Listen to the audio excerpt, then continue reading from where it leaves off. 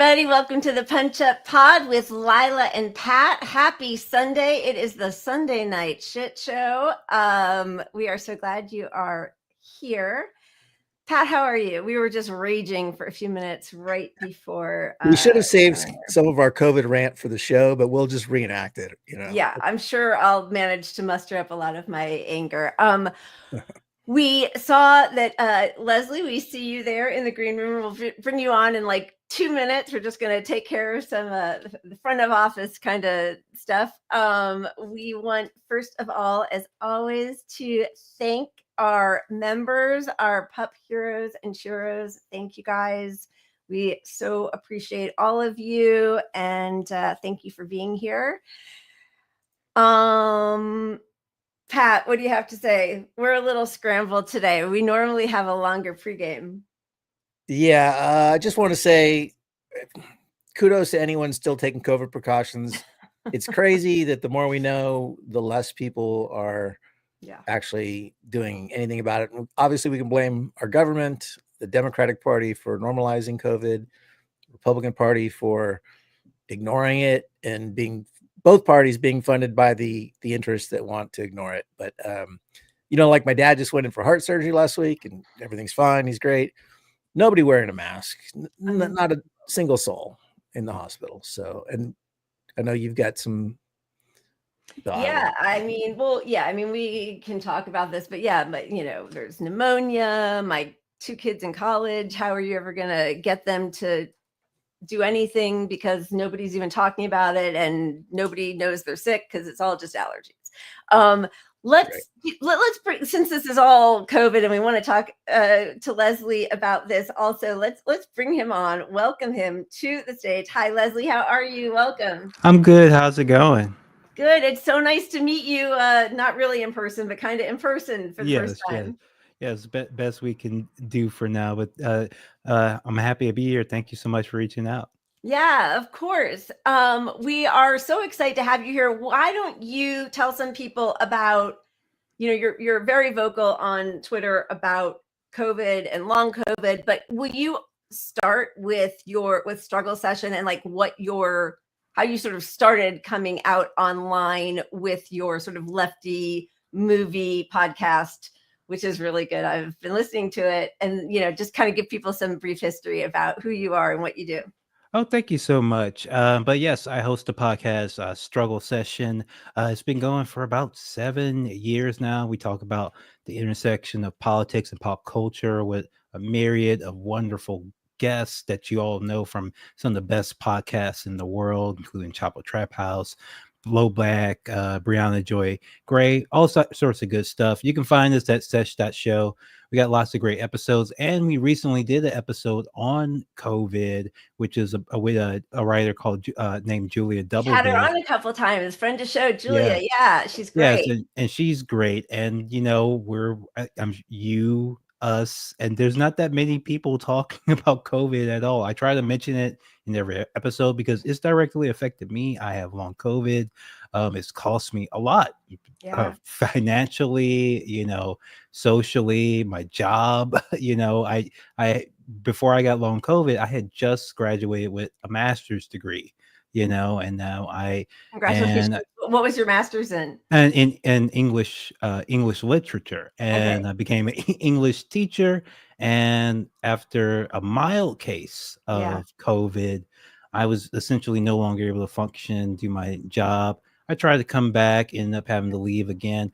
Terrible situation, and my situation is not unique. Is not by far not the worst. There's people who have gone from being lawyers, owning their own practice, to being homeless because of a mild COVID infection. And we're just out here raw dogging it like it's no big deal. And it's affecting millions of people across the world, and affecting more and more every single day. Absolutely. It's really wild how this issue hasn't been taken up on the left. And that's kind of why we were drawn to you as a guest, because did you get blowback for covering COVID, for example, by some of your viewers? Matt, there's not a person who talks about COVID or has long COVID who can answer no. to that question, Right. you lose friends, you lose family. I mean, and people with disabilities, they've been speaking about this, for forever. This is not news. This is not news to them, but it's news to a lot of people. And yes, there's tons of blowback. People who I've supported no longer talk to me because I am vocal about this. Yeah. I've pushed back on some people who make, comments that I like, that I, and I expected better of, who of course, given up the fight. Even people specifically who talk about healthcare and are right. activists. That's what's wild. Seeing them all together indoors at a meeting or something, and you're like, wait, there's not a mask anywhere. Yes, and I hope maybe it's time to get into this, but one of the things I really like pointing out is that, like, look, it's strange and odd and weird to push back on someone saying, hey, there's a deadly virus going around, wear a mask. I can understand people, oh, I don't want to do it. I'm tired. I'm sick of this. I'm done with it. But to get angry and start to attack that person, that's another thing. That's a fringe reactionary reaction. And I really want to separate that from, because, most people are apathetic or uninformed right now. But it's very strange to see people who say they're on the left. At least that's what their icon, their bios on their Twitter profiles say. Usually with an anime avatar or something to that effect. No real, information. But we can talk about a little bit about that. But to see people who say they're on the left not care about this issue and be angry when people bring it up, it makes no sense whatsoever. It just doesn't make any sense. It's like invasion of the body snatchers. Like something was affected by their brains by having COVID, and they're doubling down on their risky behavior or something. Can I ask you, and you don't have to be very specific, but where you live in the country, or like, I'm just curious. In near the DC area. Okay. And and it gives me a good perspective, because I feel like a lot of the conversation online is dominated by like a couple of neighborhoods in New York, Chicago, and Los Angeles. Yeah. And the way they live their lives there. And the reason you move to those cities is because you like going to restaurants and going to brunch and hanging out with people. Yep. And that motivates your reasoning with regards to COVID. And so when you log on, you see media people who have gave up COVID as soon as as soon as they got those vaccines, they were done with. Everybody in media, all the journalists, all these blue checks, what we used to call blue checks. They were done with it very early on. And that shapes the conversation. Where I'm going around in my neighborhood, if I go to a grocery store, I'm going to see some of the workers in masks. I'm going to see people wearing, people doing lawn care. I'm going to see people, outside who don't live this, 20s to 30s urban young lifestyle where like their life is defined by bar hopping. Absolutely. That's not a thing for most people or most of the country. But I feel like, especially with this recent hubbub over DSA New York not having masks at their meetings, and a lot of the responses from some of the real people, now, were saying, well, no one in New York wears masks. Okay, the whole world is not New York, and there were other DSA chapters who showed no, we wear masks at our chapters. Is not a big, we provide high quality masks, because I don't know if I'm ranting or not, but like, I don't know how you can have any kind of serious political aim or goal or party if you're not mitigating COVID, because we haven't talked as much about the effects of COVID, but it literally just gives you brain damage and heart damage. It damages all your organs. And exactly. And for all these groups, it's such a working class issue that for groups like DSA to cede all discussion of this to all the right-wing propaganda, which has taken over the Democratic Party, just like climate denialism, it's infected both sides. And the one warrior on this issue should still be DSA and anybody truly fighting for the working class as part of your platform. Yeah, and some of the DSA chapters are right on board with this. I mean, obviously, it just makes perfect sense. It's just DSA New York, and I do want to point out the official account, when they posted pictures of this meeting, highlighted the people who are wearing masks. So it's not even necessarily that these are higher ups in right. As far as I know, they're discussing maybe we should do this. I did like a Where's Waldo trying to count, because somebody was like, I count 6. I actually think I counted 14 in that picture, if you look really carefully. But yeah, there was like 350 people there, and it was more horrible that it happened in the first place, but it's always strange when people then double down on, like, when you criticize or say, hey, can we please have masks there? And then instead of people listening, they say, oh, what are you, a Fed? This is what happens anytime we try to organize. And, it becomes that sort of thing. So, that bothers me so much, that response. And just to clarify, a lot of the responses were suggesting that the people who saw these pictures and said, hey, you should wear masks, were the ones who were being disruptive and, breaking unity, et cetera, because this was a new member for new members. It's a very exciting thing. It's cool. It's cool for if you're into DSA. That's a very exciting thing. You don't want people raining on your parade, but saying, hey, you guys should protect your brains is not raining on your parade. Is good advice. It's not. And it's not like it's a super hard thing to do to get enough masks for everybody to wear. I'm sure. I guarantee they have done it. They have done it before at one point in the pandemic or another. And it's very important that if you're having the in-person events of any kind, that you do this, because it's a deadly and disabling virus. It's not just about. It's not virtue signaling, it's just a simple suggestion. What's going to happen when all of the social justice warriors are too sick to create havoc? Honestly, right?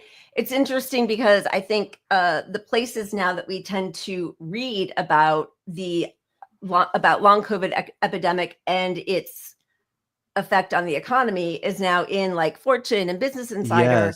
Who are the very same people, though, who argued to get rid of masks and end the isolation period, right? It's like that inherent contradiction of capitalism, but now they are incredibly aware of how it's going to deplete the workforce. Yeah, so we should make very clear the pandemic is not over. It's never been declared over. If you think it's over, it's because Joe Biden, in an attempt to get his poll numbers up. We have the memo. We literally have the memo from Impact Research that that instructs Joe Biden to declare the crisis phase of COVID over and push for acting and feeling more normal in order to get his poll numbers up. It has nothing to do with the science.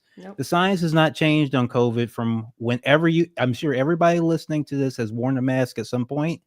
The science has not changed. Every time I'm out in public. Yeah, exactly. The science has not changed since you wore the mask the first time. It just hasn't. The vaccines are nice, but they're not good enough. And they're obviously, that's why COVID is still going around. We wouldn't still be talking about this if the vaccines were enough alone to stop it. And so to see, people who consider themselves leftists to line up behind this industry market research pushed idea of ending the McKinsey consulting the pandemic, it makes no sense to me. It feels like if this were almost any other issue, we would see how it'd be raging. It's like there's two basic tenets on the left has always been question the government and authority and the motivation behind disaster capitalism, and there's an opportunity to make money and find the money interest, and that's pushing the policy. And the other is listen to marginalized groups, listen to the people most impacted by these policies, even if you aren't. And to turn that around and actually start attacking these groups and challenging them as if they're creating some divide on the left is really just it's a disgusting event. Sometimes I think it can be really instructive about what part of the society they are actually representing. Not all of DSA, but clearly for a lot of chapters, it's more like a section of the Democratic Party, and you get more people in and you kind of gear them towards supporting that. What do you think right now about the outrage about RFK Jr., whom neither one of us is fond of, but at this point talking about how he's anti-science when the whole Biden administration has been anti-science, right? Yeah, obviously there's a lot wrong with RFK Jr., but most people tend to agree with him on this. It's like, I don't know, maybe is similar to a lot of the positions that Trump has. They're similar to what Clinton or Biden or even Obama did. Wrapped in that package, people don't like it, but people are perfectly willing to accept, the public health has already collapsed. Bird flu we haven't mentioned. That H5N1, that looks like it's coming. It's getting worse. There's barely and they've anything hidden being it done for a year. Yes. I mean, they've hidden it for a year, and now I see some liberals online are like, great, now bird flu is coming just when Trump's going to be here. It's like, no. Like, we had the corporate lobbyist for the dairy industry named to the head of USDA, who conspired with big ag on different state levels not to do any testing and not to talk about it. Like, this was hidden by Biden. This was a Biden administration decision. And it feels so strange to say, but when you ultimately look at pandemic response, like, Trump's, not that it was good, it was disastrous, but on the whole, it was better than Biden's, because Biden has put us in a really dangerous place where it's like, I don't know I don't know how you get back to a point where we were. Like, you want to get back to the point where people were wearing masks, what people were doing at certain points under Trump. In hospitals, people were still wearing masks. Mitigations have gone backwards in places where they were wearing masks before the pandemic. They aren't now. And pediatric cancer wards. Yes, cancer wards where people are getting surgeries, and I think it's called commucosal infections, where you are infected in the hospital with COVID. That makes up a very high percentage of COVID deaths. Like, COVID is, if you're going to the doctor's office for any reason, but it's a serious reason, for a surgery, for, chemotherapy, for dialysis, COVID destroys kidneys, can give you diabetes from that. There's no mask anywhere. My God, I just saw, it's so strange, even when I see doctors who know about long COVID, which is rare, and understand, usually not masks, maybe a surgical mask. I met this great NP just the other day, young Black man. He's obviously brilliant, but also obviously dealing with brain fog.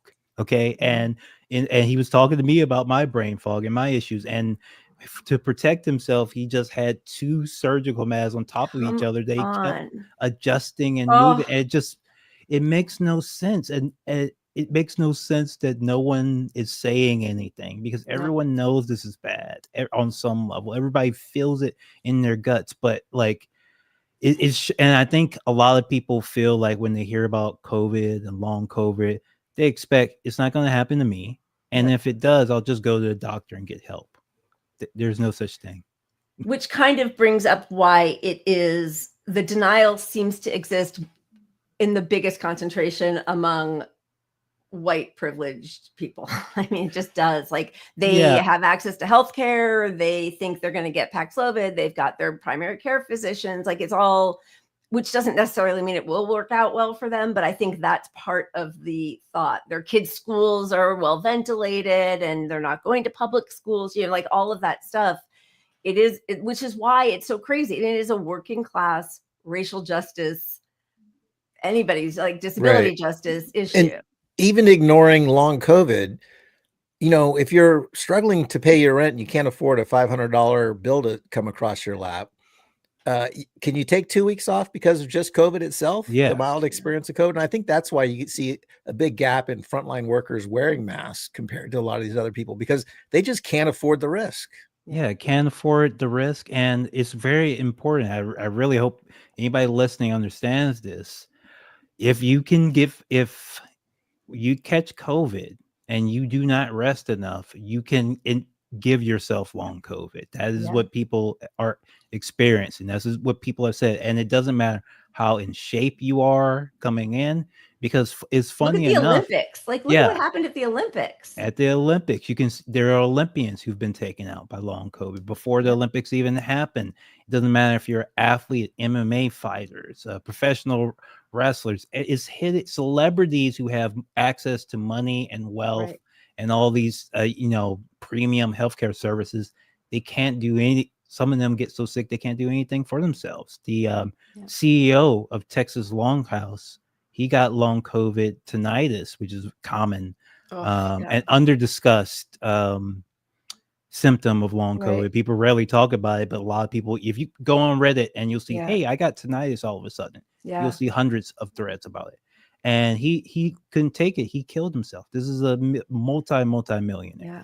It's like Edgar Allan Poe, right? It's like you feel like you're going crazy if it's constantly ringing in your ears like that or something. I mean, all of this, and it's not being talked about. And I am not necessarily an accelerationist, but I wonder if Democrats, liberals, whatever, are going to start caring again when Trump is back in office, or if the brain damage has been so severe, honestly, and people have to justify their actions, right? Like, we were talking right before we went on, both my kids are in college. They're 18 and 21, and it's impossible.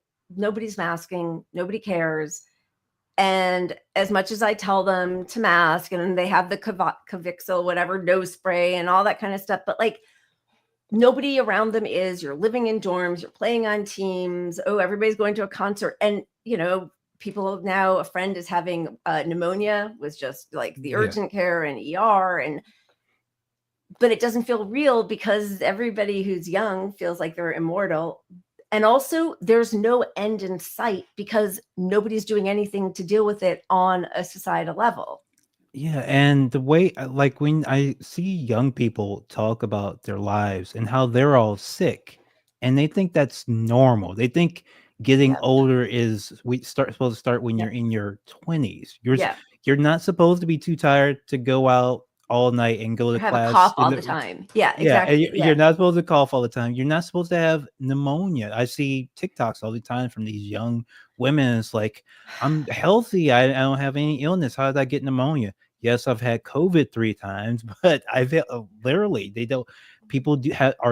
have convinced themselves that COVID literally is just a cold, which is the most ridiculous thing you can see. It causes, it affects every aspect of your body, every organ in your body. It can affect your mental health. A lot of people talk about how they're having their Ritalin isn't working. The ADHD meds aren't working as well. Their psychotropic meds, their mental health medications aren't as effective, or they're having returns of depression for seemingly no reason, or psychosis, hallucinations, light, noise, sound sensitivity.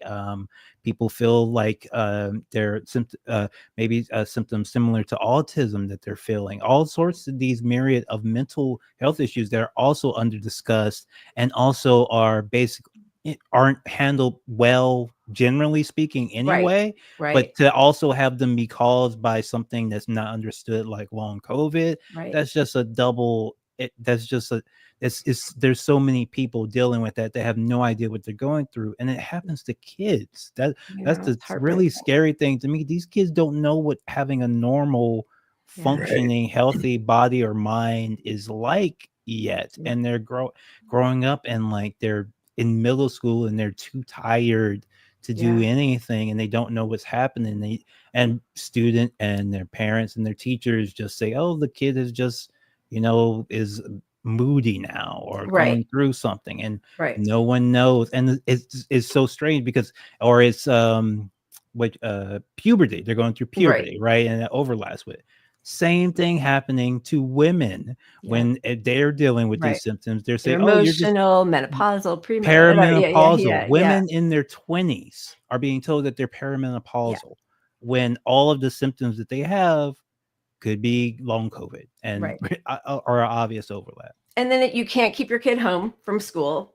right? They say you can't keep your kid home from school. If he doesn't have a fever, send him. So like that was a year ago that started, right? Pat, we were covering teachers saying like there's just vomit and diarrhea everywhere, but no fever. Awesome. Yeah, the lack of the fact that schools weren't ventilated, except for certain schools. I wish I could remember, but there was a high mucky muck. Sht Ashish Jha's school was, and Leanne Yes. Wen, like they were fine. Yeah, they made sure these COVID minimizers upgraded the ventilation in their kids' schools, but not anyone else's. And it's just horrific what's happening to our children. Like, it's hard to talk about this, and disability advocates have a lot of disagreements about how to talk about this. But the fact of the matter is, I don't know what a child who's gotten COVID 20 times from, kindergarten to, when he graduates high school, I don't know how that child could function as a student in a real rigorous college course. It just, I don't think that could happen. And I mean, there's a lot of troubling data, but like the walking pneumonia stuff lately that we're learning about, 2,000% increase in walking pneumonia among 10 to 17-year-olds. Everywhere. My partner is a teacher as well. They set the record for teachers out sick in DC. In this area. Just last week, because so much pneumonia. Just today, and sorry but it's a local Fox News, but cases are up 358%. But for ages 10 to 17, a 2,167% increase in the DC metro area of walking pneumonia. Yeah, and what are we doing? This is not normal. And we know why it's happening. We can try to deny it, but this is one of the downwind effects from COVID. There's so many things. COVID can kill you in the hospital. That's the acute phase, and that's what most people still think. That's what all they're keyed into. Yeah.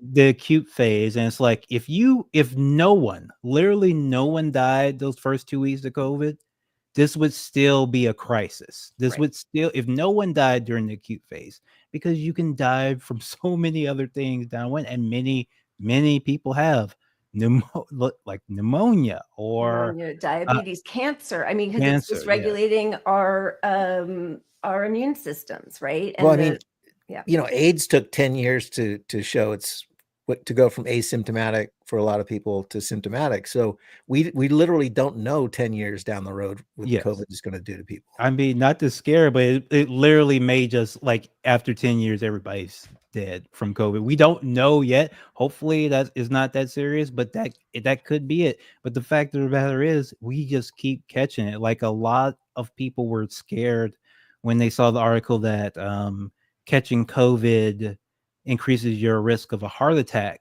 for 3 years after the fact. Yeah. But if you keep catching COVID, that 3 years just keeps exting for the rest of your life. And the only reason they said 3 years is because that's all we've really had to study it for, right? It's like it could be for, I mean, there's just so many it's heart attacks, strokes, blood clots, really scary. That happened to somebody in my family, and with a blood clot, I don't know if people know this, is like, you might just feel sick and you might just lay down and rest and you will not wake up. Blood clots are so serious and can kill you like that. You can just travel in an instant. Yeah. Yes. And it does not matter how it happens to athletes. It happened to an athlete not 2 days ago, had a blood clot. And it's not a typical thing for young people to have blood clots. That's very unusual. Or strokes. Yes. Which they're also like, it's a 40% increase or something. I mean, it's terrifying and nobody's doing anything about it. And so, like, the whole breakdown about RFK Jr. and now, did you see they're going to do Trump support wants to appoint Jay Bhattacharya from Stanford, who works with Vinay Prasad up there, the two, and Monica. Denialist. Another like minimizer, the, mass infection, Brownstone Institute kind of people. And as gross as that is and disgusting, but like, that's what we have right now. Also, I mean, most people don't even know who our CDC director is. We are at 1 million cases a day. Yeah, I had somebody say, and she's not even spoken out. Yeah, sorry. Yeah, I had somebody say to me the other day, it's like, come on, bro, it's not 2020, 2021 anymore. Get over COVID. I'm like, we have more COVID cases now than at any point in 2020 or 2021. People have kind of forgotten like how it actually has gone. Now, early 2022 is when it skyrocketed really high with the Omicron. and then it went back down. But it's that was never mild. Remember how mild? Like that was the thing that take off your mask. It's mild. Mild. Oh my God. But then it's never really gotten to a point where we haven't gotten close to the 10,000 cases that we were supposed to have a day where we could declare it's over. I forget who said that. Fauci, that's what in like 2020. Fauci himself. Yeah. But the key is the baseline is actually going up. So even though we have these peaks, ebbs and valleys, we just are starting to live with such a massive number of cases. It's absurd. And no tracking. And that's the other thing is like, you know, that was something that everybody made fun of or was horrified by Rick DeSantis. What's his first name? DeSantis, Rick? No, I don't know. Anyway, in Florida, when he was like, well, we're just not going to collect the data. And then, you know, and Trump was like, if a tree falls in the wood and nobody hears it, then does it make a sound? If we don't collect the data, then or don't do the testing. And now that's what we have. Like, yes, that's what Biden literally does. That's Biden is doing the Trump playbook. He just don't talk about it. And it's especially galling because he and Harris took a lot of credit for mission accomplished. Mission accomplished. COVID no longer controls our lives. And I think that is part of the things that cost him the election because like estimates right now suggest that a quarter of Americans have long COVID, and maybe they're not the most prominent accounts on Twitter, right? But they do exist, and they do not like hearing the president of the United States saying that that COVID is over when it's over. Keep catching COVID. Right. And they don't have health care. They have no one to go talk to, and they can't get testing or treatment or vaccines for free. Like elections are won on enthusiasm. And imagine it was hard for regular Democrats that aren't sick to get out of bed to go vote for the guy because you're not enthusiastically behind, you know, the Democratic Party. Imagine being sick in bed and you're just sitting there like, you've done nothing for me. Yeah. This is on you.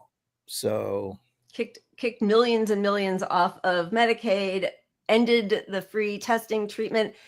Oh, well, let's talk briefly about the vaccine rollout, the recent vaccine rollout, and how it was a complete disaster. But the media never talked about it because no one in media has bothered to get a vaccine in 2 years. From what I hear, they're done with it. I mean, we're doing the vax only policy, which is totally anti-science, but nobody's getting vaxxed. Yeah, nobody's getting vaccinated. I think at this point, the people who have updated vaccines is at 16%. And update does not mean a year ago or 2 years ago. Right.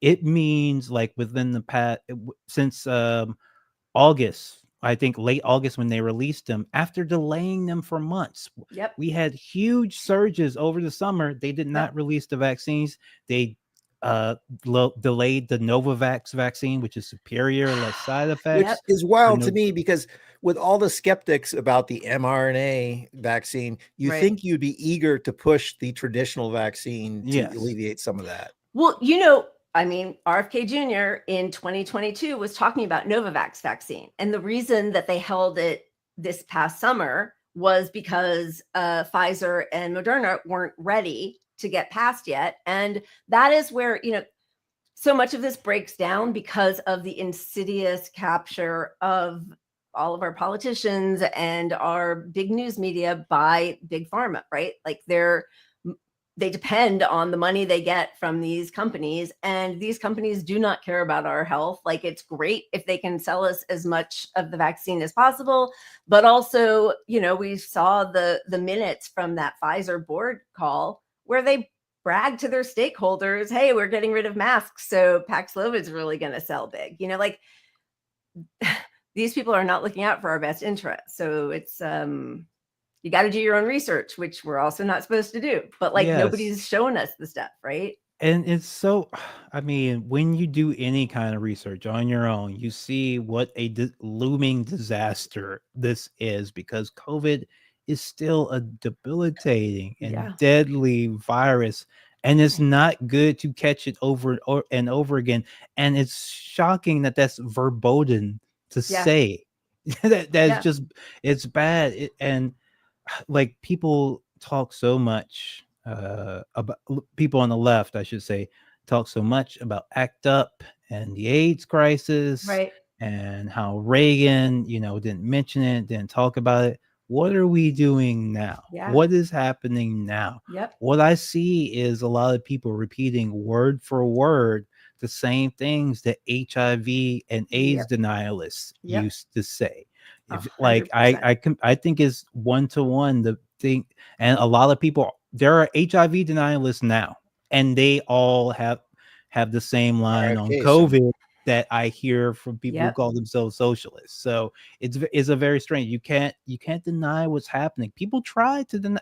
People, Yeah. I feel like people have forgotten. People said that AIDS was not real. People Right. said that HIV was not real. People Right. said that HIV did not cause AIDS. That you would see talk show discussions and debates about this. People said that HIV was psychosomatic. It was a disease of the of gays, and gay poor cancer. poor people and poor people and black people too. People forget that part as well. That was also considered a disease of black people and poor people, and also that it was psychosomatic. We since we're the dregs of society, we are developing this fake condition. This is the same thing you hear about COVID and long COVID. And it is shocking to hear people repeat this and say that they're liberals or leftists. And I don't know how people don't see the historical parallels and see which side of history they're actually on. I mean, yes. And like we can extend that to a genocide, right? That's happening. Like it just feels very much like we're being forced to reconcile ourselves with mass death.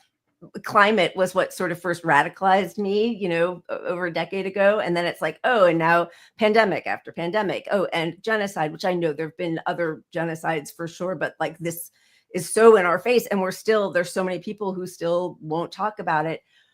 I just wanted to go back for a second about this new left, like so many former allies who are no COVID, no climate, no woke. That's like a mantra. It's like a George Galloway actually proudly talked about himself that way. Which is, and I know like here, I think, I would say Jimmy Dore is probably the band leader of that group of leftists who minimize COVID and make fun of me for wearing a mask, or, like it's a very strange parting of the ways. I see a lot of it seems to be machismo driven. Like people are jealous. No, I it's, how do I put this? They feel it wherever they may have said about Harris. A lot of people wanted her to win on the left, and they were hurt by her loss. It's like when their team loses in football, even if it's not a team that they super into, or even publicly, because their brand. If you were on the left and you came out and said I support Harris, people would get mad at you, and so a lot of people were quiet about that support. And when she lost, they get hurt and they lash out and they move to the right, which is the same thing a lot of liberals do, where they feel like, we got to get tougher and more, robust, and we got to do this by acting more like Republicans and more like the right, because they won and we lost. We got to be more like them. And it's just ridiculous. It's silly. It's ridiculous. And it's also not factually correct. Like we know that that's actually not the way the left version of whatever the duopoly is wins. They never win by tacking to the right. No, but it does. People will just vote for the right. People will just vote for the right. It feels like a group of people who clearly were never truly committed to any of this ideology without but Trump. Like they can't define who they are without having to compare themselves to the Pied Piper candidate, right? And if my being mean or too intense makes you decide you no longer want people to live a dignified life, you probably were never actually an ally in the first place. It's like, I do feel like a lot of liberals, and they're writing about all the Atlantic pieces and in the New York Times op-eds about how we need to shift right. It's like, they've wanted to say all these shitty things for a really long time, because clearly they've been on the right anyway when it comes to war and fracking and the border. And now it's like, and we don't even need to say, you know, what are your pronouns? It's like being given the, you know, it's my friend and he's going to let me say the N-word. Like dropping the permission. facade. Yeah. Yeah, and it just comes across as so weak and pathetic, and it's like the kid at school's desperate to be liked and picked. Like he's friends with another nerd and he picks on the nerd to be liked by the cool kid. So like is that thing going on, and it's not going to work. And that's the main thing that they should know. Regardless of what you think about what we're saying, you're not fooling anybody. Yeah. Nope. I agree 100%. I mean, we have so many things like, you know, just whoops, sorry. We click all the buttons. We're our own producers here. So when things go awry, it's 100% our fault. We cannot blame it on anybody. I blame it on Pat. He blames it on me. But the poll age rate. Okay. Yeah. This was really interesting. This came out like over a year ago, but who is affected by long COVID, the breakdown is people without the higher education, more than not, people who are in lower income brackets, and the same, you know, when it comes to race, age, sex, like those breakdowns should be a real wake-up call for people who are supposedly on the left. And instead, they have just shown their true colors, honestly. I'll tell you what people have done instead. Specifically, I'm shocked. Because I've seen that chart several times, and it always affects me just to think of all those poor people and those poor kids. Yeah. But the only time I've seen that brought up on the quote unquote left online is they point out that because there's trans people and I think LGBTQ people, I think on that chart, are more likely to have long COVID, then that means that long COVID is fake and psychosomatic, because we know those people are dramatic and faking it in. Oh my God. That's the only mentions I've seen it.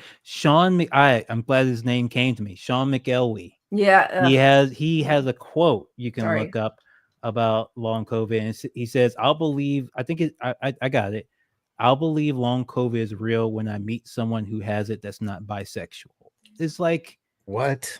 And he runs a progressive data and analysis organization or whatever the hell, right? Yes. And he's just a dork. He's a loser. I actually met him once. I actually met him in the train station in DC. And I walked up to him and I was like, hey, you're Shawn Meli, right?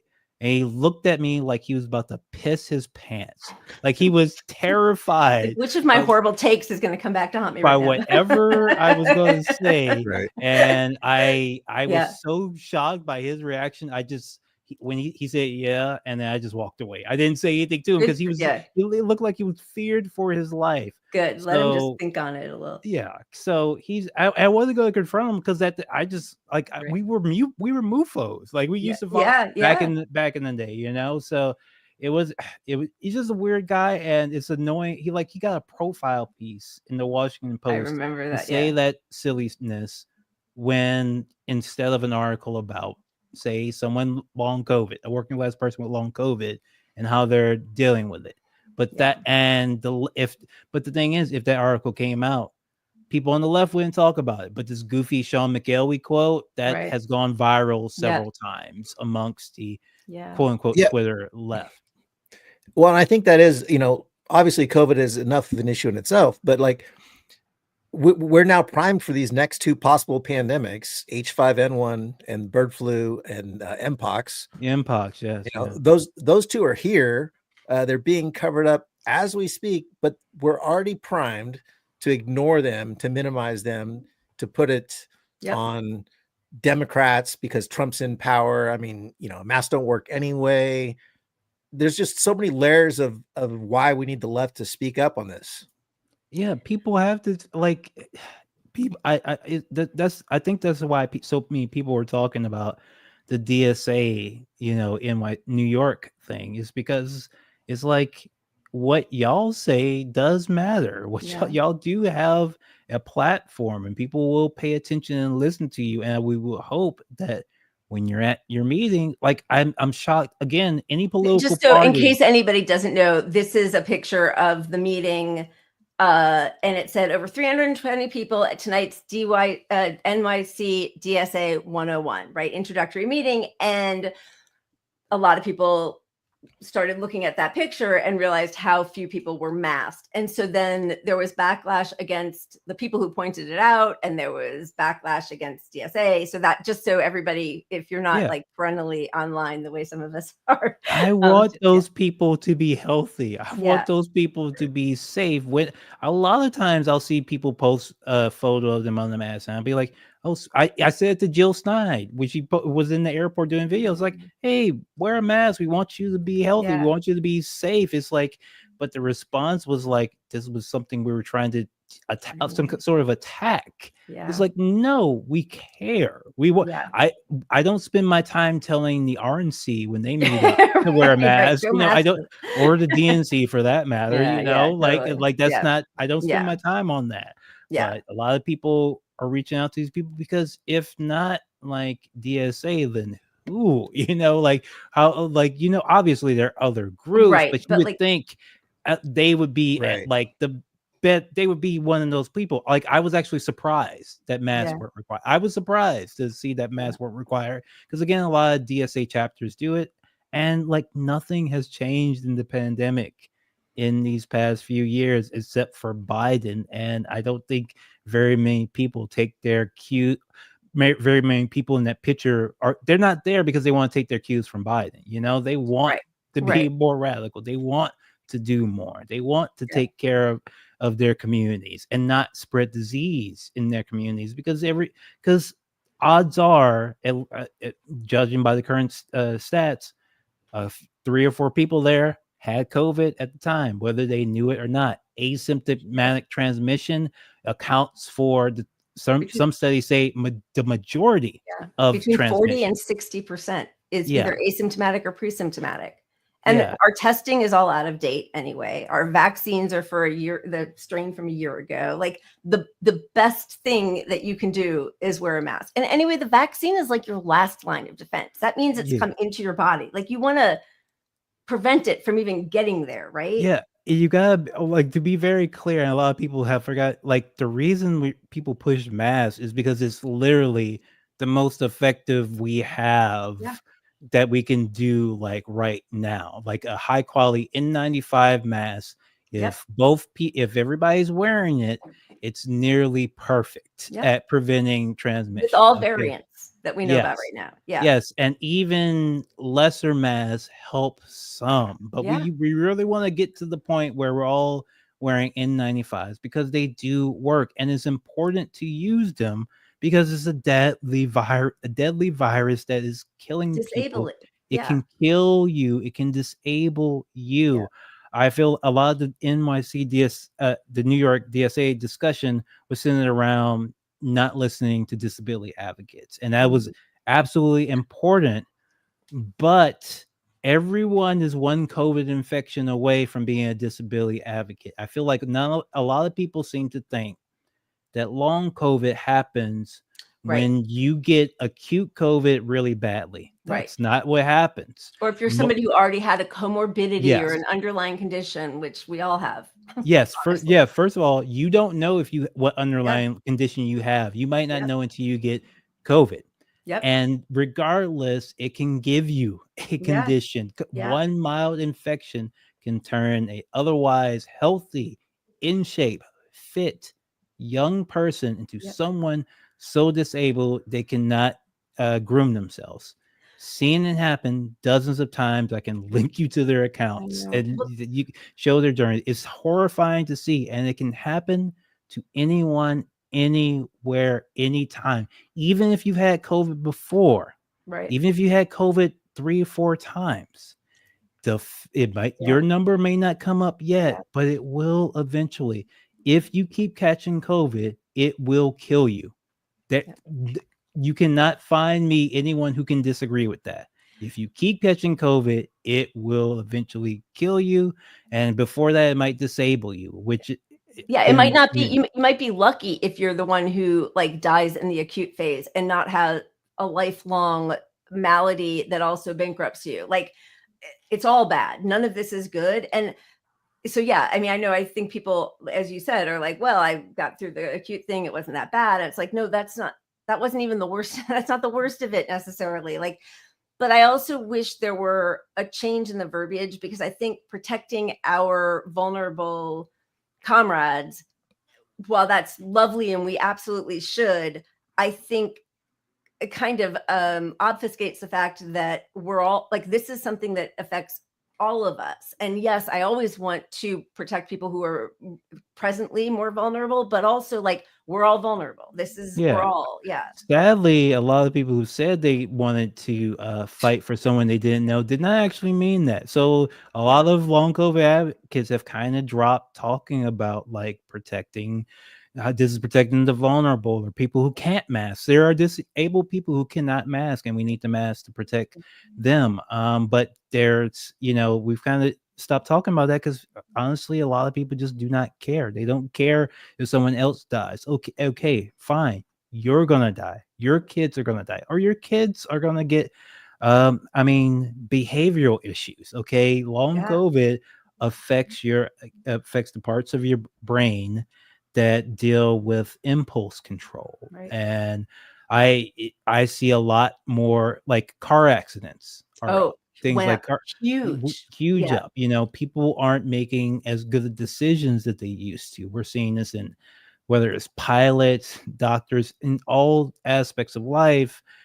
And it's a society level problem. And it's just going to keep getting worse if people keep catching COVID. And I don't know what anyone thinks the end game could possibly be. Like, maybe someone in the chat can tell me, every time you catch COVID, increase your risk of long COVID, which may disable you. Everyone is going to keep catching COVID. Even if you miraculously recover from long COVID, if you catch COVID again, it may return.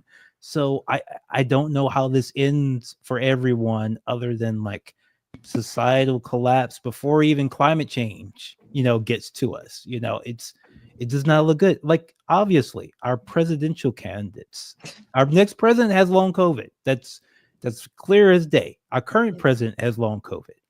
I wouldn't be shocked if Kamala Harris had it. You see people in their staff who are always there. They're coughing or have brain fog, clearly have some kind of brain fog. Have pretty much every podcast I listen to, and Pat and I talk about this all the time, like they never talk about COVID, or if they do, it's always in the past tense.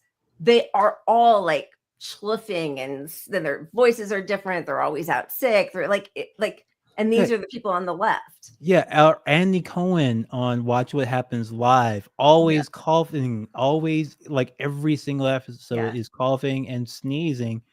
And it is not, and to be clear, some people are still taking precautions. Some people like Taylor Swift. She has invisible precautions around her. Like, all the people around her wear masks. Yeah. Not her, but she makes there's articles about how her coterie, they have to mask and test and all this stuff. Which is particularly disgusting, I have to say, because so I'm an actress. I'm out here, and on sets, they're very careful because they know in a second that shuts everything down. So even though every show, every movie that we watch, nobody's wearing a mask or even talking about COVID, even if it's something that's taken place over the last 4 years, right? But they're all taking high precautions, even though they get repeatedly sick. But they are taking those precautions, but telegraphing to the rest of the world that everything is normal, while they are very aware that it's not, which is disgusting. I think musicians are the worst about this because, obviously there's been tons of concerts canceled because of COVID, but most of them don't say that because it's in, I forget which in their rider, in the contract for liability. in the rider for their insurance. Like, if they cancel the show because of COVID, they're not covered. So they just don't say anything, and they kind of lie to their audiences about what's happening. Some of them have told the truth. The lead singer of the Magnetic Fields, he has long COVID. He's an amazing and prolific songwriter. Right. Hasn't written a song in 4 years. Okay. and he's out on tour. You know, I don't know how many precautions he's taken, but I'm worried about him. Dave Navarro of Jane's Addiction. Yep. He was out with chronic fatigue from long COVID for a couple of years. Out. Stevie Nicks masks all the time, and oh yeah, she talks about how she can't, like people depend on her, Yeah, and I actually at my COVID. kids' graduation ceremony, the only other person who was masked in the whole place, apart from my husband and myself, was the Academy nominated director, who, like, his health matters to him because there's 150 people who are waiting for him to show up the next day who depend on him. Like, when it comes to that, people take it very seriously. Yeah, and it's kind of disheartening because I thought there would be a tipping point where everybody was like, okay, this is still serious, because Selma Hayek has long COVID, and Ben Affleck had long COVID, and Stephen Colbert and Bray Wyatt, who was a WWE wrestler champion, died of long COVID, and they actually said it at the time. I was shocked. They said no, he had I'm surprised too. Yeah, I was really surprised that they said that. Sarah Michelle Gellar, Bryan Cranston, Colin Farrell, they've all talked about having COVID, long COVID. We've lost a lot of people have died because of COVID. Right. Tons of Black celebrities, older Black men, so many. Tony Todd very recently, and one of those things is when older people die, they'll say, "Oh, they just natural write it off," and like, or it became that whole died suddenly, because that's what Yes. they would say, and because there was this void where our public health community wasn't speaking up and saying this could be from a very mild infection from 3 years ago, because there was nobody talking about that. It became, oh, did he get vaxxed? Did he get the jab? Yeah. Thank you so much for mentioning that, because one of the greatest sins here is that because people on the left and the media aren't talking about these deaths, that has allowed the vacuum to be filled entirely by the anti-vaxxers. Entirely by the they're the only other people talking about it besides the handful of long COVID Afghans and people still talking about it. It's actually shameful, because shameful. And you can see online, you can go on Twitter and just I challenge people who the COVID minimizers and deniers to just spend a week posting about COVID info and look at what your replies are like. And see the attacks you get and the accounts from nowhere telling you that you're crazy and you need to let it go. And then ask yourself, why is that happening? Where are these people coming from? Who is behind you put on this? a seatbelt and they're like, oh, what, are you afraid of dying in a car? Like, I mean, it's just such a weird response. And I do think it's like the difference between, there's a study that I talk about a lot that more hatred is aimed at vegans by vegetarians than by omnivores, because vegetarians are conscious of what they're doing and for what reasons, but they're not kind of taking the full commitment, and they sort of resent the people who do the full path that way. And so they actually get more vitriol from their vegetarian friends than from people who eat everything, which I mean, I don't even know if this is true. It's in some psychology magazine, but I just thought it was really interesting that the angry looks I get when I'm wearing a mask in public is across the board. Yeah, that's sad. Like I get some angry looks. I get some confused look. It's much worse, for women, and it's so much worse for women. And I'm shocked that more feminist outlets aren't talking about it, because from mask wearing, but also the disease, COVID, is worse for women. Women are being treated worse by the medical neglect, which lots of people on the left like to talk about when it comes to women. It is happening with COVID. You can read the stories of the women going through these horrifying experiences, not being believed, dealing with this pain, this illness of this new, this new virus, as well as, post-viral conditions weren't well understood before this. Things like Lyme disease or COVID is SARS. Like chronic Oh, sorry. Yeah, go ahead. Sorry. Yeah, chronic fatigue syndrome was not well understood before this. Right. SARS-CoV, we're dealing with SARS-CoV-2. SARS-CoV-1, SARS, which we all know from, well, older people know from about 10 years ago, there's still people sick. I could be your mom. I know it. Yeah, there's still people sick from SARS-CoV-1. Yeah. And now most people don't know that there's such a thing as long COVID. That's shameful. The medical field has failed on this particular aspect up until this point. And I feel like people have such faith in the medical care to have some solution somewhere if you have just the right amount of money. Yeah. But even that billionaire who's trying to make himself younger, Brian, I think. He has long COVID, and he said, all right, I can't do anything about this, guys. Actually, like he's spending all this money he has blood boys, all this stuff. Yeah. Long COVID got to him, and he was like, no, this is really, really bad. Like, it's bad for anybody. Like, there's no buying your way out of it. All you are really counting on to get out of it is luck. And then you have to spend the rest of your life worrying about getting COVID again because people aren't masking.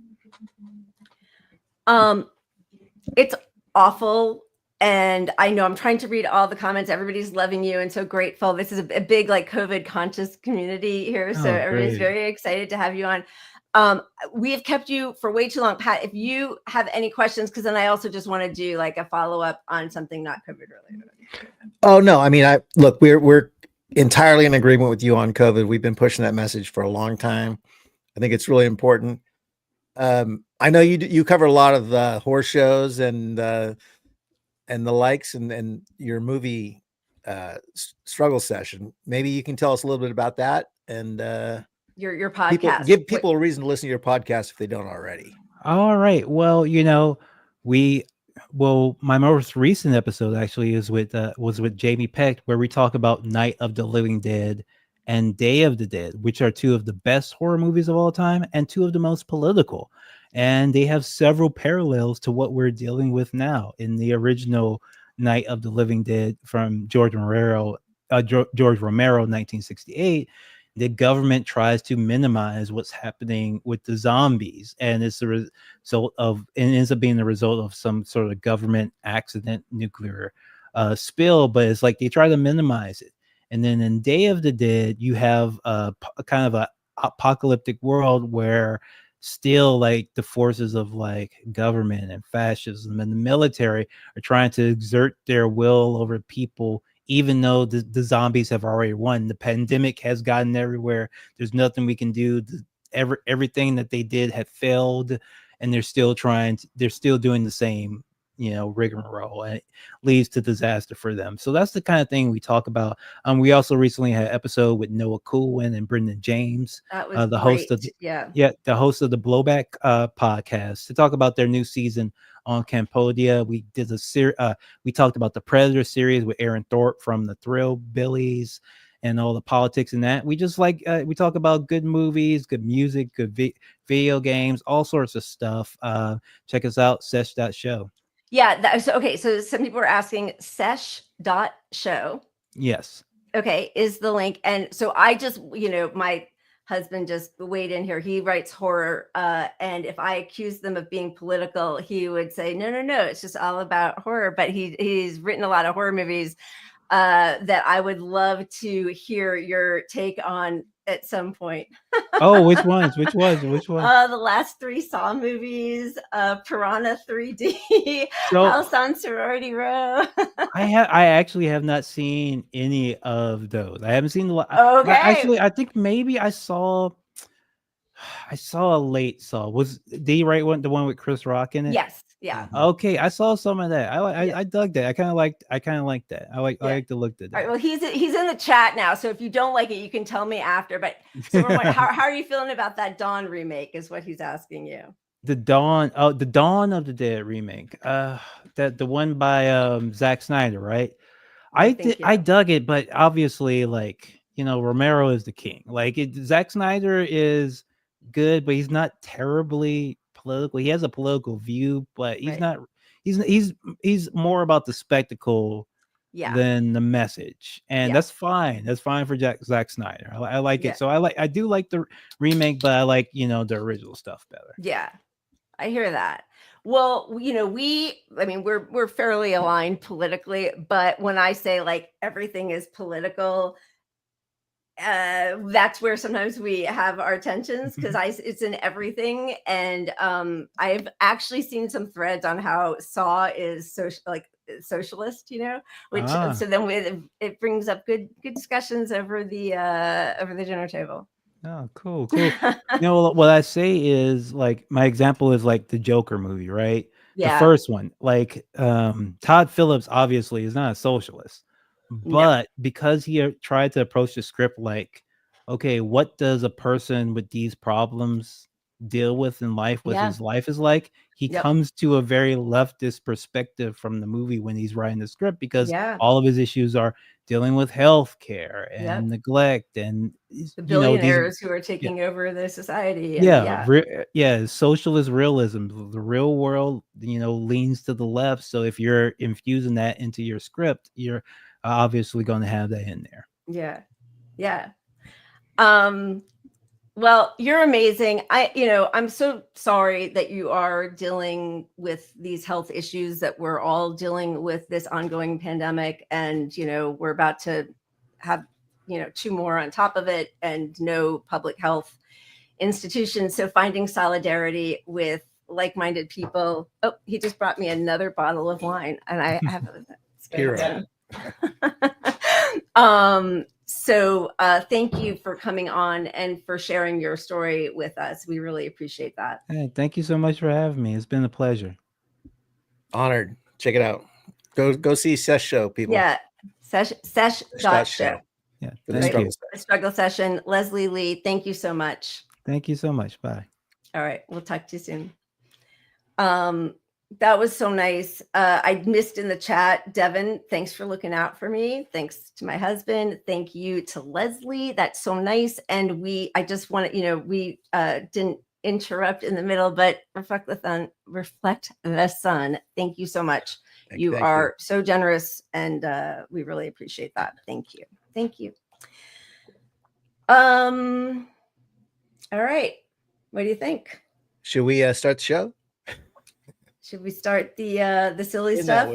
We did a lot of really serious, good work, and now it's time for a moment of silliness before we descend back into the reality.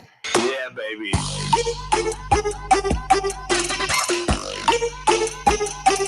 Look at that. I knew it. All right, I'm filling my glass up, but let's just spin again. Yeah, baby.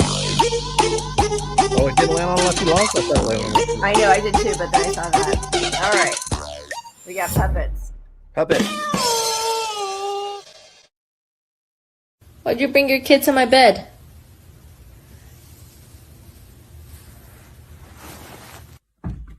Ayo. Aya. Aya. Ayo.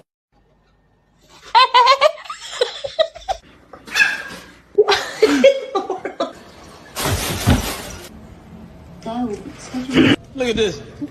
Somebody come and look at this. Look at this. Oh my God.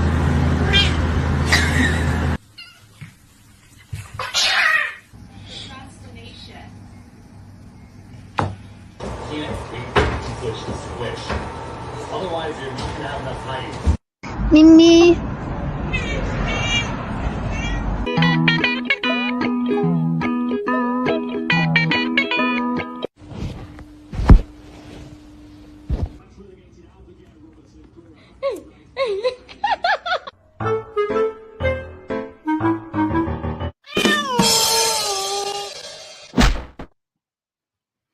Very cute. You want to play our shit show? Oh, Sht Show. Sure, let's Sht Show. Let's get it.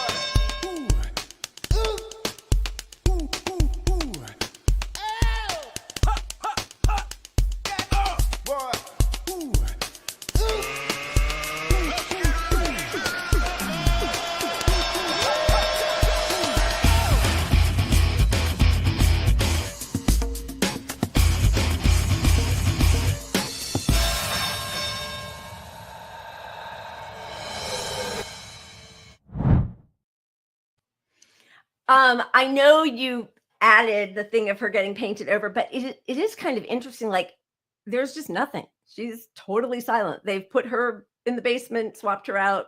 Joe's back up there saying, welcome back to the fascist who's going to end democracy, hugging. Yeah, I think out. it's strategic. They're just they're going to put her away and rebrand her. They're going to polish her up. They're going to put everything on Joe, all this disastrous policy with Palestine, with COVID, with all of it. The lack of an economic message. None of it's Kamala's fault. Remember it as Joe's. She'll be running for governor here next year, probably. And she'll lose again. I mean, because they don't learn. We're seeing all of these op-eds happening. You know, one of the ones we didn't talk about that came out right after, in addition to Chris Murphy's long tweet thread, was Andy Beshear in Kentucky talking about material, delivering material results, right? Like expanding healthcare, all the stuff that, so many people thought was going to be part of the campaign with Tim Walz that he's done in Minnesota, which has made him very popular as the governor of Minnesota. Free lunches for kids, and I think expanding healthcare. I don't know exactly. I think child care. And instead, what we are getting is they went too far to the left. They're too woke, and we shouldn't listen to them, which is, rich coming from the New York Times op-ed page from the chief of staff for Fetterman, talking about how we can't listen to any of those woke scolds anymore, because what's really important is winning. And if we don't win, then people don't get any of those things that the left says that they want. But when you win by going so far to the right, which Democrats never win when they go right, but okay, even if you did, by then having to listen to Mark Cuban and the Cheneys, that's never good. Like, that big tent does not represent the rest of us. No, and they blew every level of this campaign. Yeah. I mean, the messaging should have been on leftist issues. It was the economy stupid. People wanted to know you do something on the economy. Yeah. So what do? They hired Walz as the VP. Excellent pick. And what do they do once they got him? They got a huge bump in their numbers. Everyone was stoked on it. And then they tucked him away and hid him and pretended he didn't have any of those leftist policies. Hugged Dick Cheney and all the Republicans they could find, and lost. So like this idea that you lost because you were too left is just, it doesn't meet the smell test to the public even. It's ridiculous. You're not running on Medicare for all. You're not running on a minimum wage. You're running on the most lethal army in the world, military in the world, on fracking, and on all your war criminal buddies like the Cheneys and your crypto donors. I mean, they didn't run on anything woke. It's just such a lie. And it is, again, it just is so instructive about who these liberals really are. They just want permission to embrace the right. Like, that's what they want. That's all they want. They spent, it was leaked originally $1 billion. Yeah. $1.5 billion. Well, $1.5 billion. In like what, 10 weeks? 6 weeks? In 15 weeks. Another huge super PAC. This is unrelated to that. Super PAC money is not the campaign's money. The grifting in the consultant class and the super PACs. All those texts that you get that are asking for more money, which have continued. They've persisted even now. Yeah. So Future Forward raised $700 million that pretty much went to their consulting groups that they owned. It's just vertical integration, right? Like, it's just like, we get the money from here, we give it to this, and then we're going to spend it with these people who are going to then give us money to change the tax codes, to, go against all the antitrust, and fire Gary Gensler and Lena. Like, I mean, it is all just like, it's our money. I mean, I didn't give any money to any of these pukes, but it's our money going to them to go to the worst people who are fighting against the very things that who are lobbying against universal health care, basically. Like, on all every policy that's evil, these guys want, and everything that helps society, they don't want. And so $700 million which is, PAC money. It's going to be a lot of corporate money, but it's also people reading their emails going, oh, save democracy. Here's $20 to the PAC. And I don't know if you've noticed, they're almost all like Bernie, like stand with Bernie and give us money to fight the court. Stand with Bernie. And like they all say that and have a picture of him. And people who aren't all that knowledgeable probably think that he endorses whatever that is. And if they like him, then they're like, well, but it has nothing to do with Bernie. Not that I'd give money to him anymore anyway, but those have nothing to do with Bernie. They're just using his picture and a phrase of his. Yeah. It's such a disgusting scam. But, Bernie put himself out there to be used. Yep. I mean, the guy was silent pretty much for the most part on the genocide going on and told us that Biden is the most progressive since FDR. And now, look, they've got their spine back now that we're running against Republicans. We have an enemy, we're united, and the Biden administration did some bad stuff, and we get some truth out of these guys again. I mean, I will say, as disappointing as Bernie has been, he has been, I mean, this is not a high bar, but I think the best person in the Senate with Israel. But it's not enough, clearly. And we are now, over a year into this genocide, and it's moving to Lebanon. And I mean, I know we'll talk about it in a second, but like the doctor raped to death, the children who are being raped, the industrialization of rape as a weapon of war by the IDF that is not mentioned for a second by anybody on mainstream media, when they made over a year of a hullabaloo. It's 3 glasses, guys. Sorry, a hullabaloo. What is it? I'm gonna go with hullabaloo. They made a big ado about a lie, a total lie of mass rape by Hamas without a single case being shown. And now, I mean, every day there's a different doctor, a child, all of the female healthcare workers who were stripped down and prodded in front of their patients and other staff at any given hospital. I mean, it is so sick and vile and sadistic and evil, and nobody's doing anything except for the Houthis. Yeah. I mean, are we going to get into Israel? Or should we finish our let's wrap up our 2024-ish section, maybe. All right. So just so you know, because this is what's going to be the thing that the Pod Save Boys and all of the DNC people who now want to put Rahm Emanuel as the head of the DNC. But this is that Adam Jenelson, New York Times op-ed. He is the former chief of staff of Fetterman, who they're saying is the new face of the Democratic Party. Anyway, the question is this tactic, which is, listening to your Democratic base and different policy positions that groups are begging the Democratic Party to fight for because the whole country is desperate for them.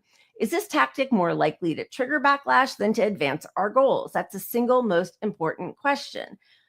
The groups also pollute the talent pipeline by training young people in magical thinking, thanks Hillary, teaching them to apply movement tactics to every issue instead of inculcating them with the disciplined practice of smart politics, which of course is always pragmatic progressives, which has gotten us as far away from healthcare, a minimum wage, and addressing the climate disasters than we've been in my whole entire lifetime. So that's what that progressive pragmatism has gotten us.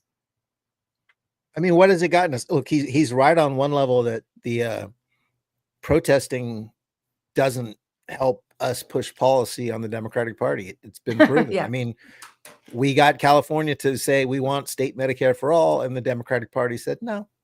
With a supermajority. Even though they all we pressured them all. They ran on it in their platform. We pressured them all individually and we had the votes. It would clearly pass. And that's the Democratic Party. That's why Gavin Newsom is the future of the Democratic Party, which if he and Fetterman are the future of the party, there is no party. It's a wrap. I mean, it's a Republican Party. It's a far right Republican Party, and the Republicans are all of that, but just with absolutely no facade of pretending to care. I mean, it's right. And at the same time as the Republicans are that, Democrats are saying, let's strip the only thing that had any interest in any validity, that we were better on social issues. Right. Let's take that out and just be them. And then if they have a bad 4 years, we can jump in with our guys and do the same thing politically, but it's just branding better. Like you get sick of Coke and Pepsi's your alternative, you know? Yep. Yeah. Yeah. Yeah. It's really gross. And so to see like Jon Favreau could not agree more with that op-ed. Of course. When he has just spent the Pod Save Boys, the last week talking about how maybe Bernie was right, which we know that that's just like, those are just talking points to try to bring people back into the fold, because they're never going to do that, because you cannot the tent can't be so big that you're being funded by the very people who are fighting against, with all of their billions of dollars, fighting against every policy that Bernie talks about, that we all need, that most of the country wants. So the Democratic Party will never be allowed to be left. No, that it's too captured by the corporate interests, just as the Republicans are. And the Democrats are never going to elect a rogue Bernie kind of guy. You saw how much they would turn against that immediately. You see how Republicans with Trump, because he is sort of rogue, even though he's, he's a shitbag, but they didn't manage to kick him out. That's the difference between their party, because they listened to their voters. Their voters wanted him, disgusting as he is. They wanted him. Democratic voters wanted Bernie, and the party said, oh, we can't have that, and turned against them. Right. And this is the result of it. 4 more years of fucking Trump. Yeah, this could have been the end of the second Bernie administration. But, the truth is, who knows how hard he would have fought in the end, because he didn't even fight when we were all up against it. But I think, the thing that we're never going to be able to fight against is that the Republican Party's base, whether it's the Freedom Caucus or the MAGA or whatever, on some level, they are still proponents of everything the billionaire class wants, right? So even though it's more chaotic when it's Trump in charge, you still get your more funding and weapons to Ukraine. You still get tensions with China and with Iran. You still get huge tax cuts. You still get, environmental policies being struck back. So they still get what they want. It's just in a less orderly way, and it's less predictable how it's going to shake out. But they can still get behind that. The crypto people, if you're the last person in the room, as we've seen a million times, you can change Trump's mind. So he was kind of anti-crypto, now he's pro-crypto. If you are truly running on a populist left platform, that will affect the billionaire bottom line. And so they're going to fight against it with everything they have. And all the people they pay to lose are also going to fight against the left and just pave the way for the fascists, which is, what happens every 4 to 8 years. Yeah. But I mean, by stripping wokeness, leftness, fracking, by stripping all of that, you're just going to lose forever. You can't, there's nowhere for the Democratic Party to go. And, it just shows that winning doesn't matter anymore to the party. It really doesn't. It matters to the voters, but it doesn't matter to the party. Their success strategy. No, not in the least. I mean, there's no reason. I just don't know why anyone would get out of bed to vote for him anymore. And they didn't. Yeah, it's gross. I mean, it's gross, and we don't have, and honestly, the saddest part about all of this is how little support in the end the Green Party or any, third party actually got, because that doesn't seem like a truly viable way anymore right now. Not anymore. I mean, it's never actually been, but like, I don't know. I hope that like, okay, are they at least gonna break 5%? And it wasn't even a full percent. Hullabaloo. Look, thank you, Stephen. Hullabaloo. I just want to say, like, I didn't expect their numbers to be any different than they ended up, because we've been through this game before a million times. And first Jill Stein was just, the numbers are just not there. The public is so untrained to vote for a third party and conditioned they're not just to, like actively. Just, yeah. But so then what does that mean? Like, honestly, I feel like if in 2016 or even 2020, if Bernie had just said, you know what, I'm taking all these millions of people and we're going third party, and I don't know, there would have been a million different, like, lawfare against him. And I don't think that he had that in him to do, but like that could have been a shift. I don't know how it happens now. It's not AOC the only way who's like talking about, Tulsi and saying how dangerous she is. No, like, I the only way the think shift Tulsi's could have worked is if you took the Bernie people, the brand new Congress people, the squad, if they had defected as a group, you had some momentum to get a third party going. And if they did that now, it wouldn't have the same kick, but it would still be a way to help third parties. I mean, not going to. They're never going to. Lori, thank you so much. Thank you. Cheers. All right, should we move on? We've or do you have other stuff? We would have got. That's funny. On the Dems, I mean, well, we glossed over it. I mean, this is how you know that not only do they not learn, they don't want to learn, because this guy was the most corrupt Chicago politician that ever existed. Just vile on every level. And he was basically outed from the party, and here he is back, and they're like, he'll be the guy. Yeah. He'll be the guy. I mean, he hid a violent death by police of oh gosh, McDaniel. I'll never get the name. Laquan I'm gonna get the name wrong. I can't even say hullabaloo. But he's just vile on every level. It's amazing to me that out of one family were produced 3 sons who are so disgusting. One of them is the head of a huge agency out here. Thank you, Raphael. Yes, Laquan McDonald. Thank you. And yeah, they shipped him to Japan, but they're going to bring him back. He became ambassador or something. Yeah. Is that what it was? Yeah, ambassador to Japan. So, hid that and all of the knowledge of that disgusting murder by cops. They send him off to Japan. But so he is this, vile anti-healthcare, politically corrupt, just gross person. His brother Zeke is the doctor who said basically after 70 is life even worth living, and we should like kind of stop funneling money to older people. And then the agent who's that's the Jeremy Piven character from Entourage, is based on the brother who's the agent in town. It's a lovely family. Yeah, the best guy you got. There's some good news. If we're going to close out 2024, and we're just being short because we had a guest and we got some stuff to get to. But hey, no whoopee for whoopee. Fellas, it's closed. Sorry.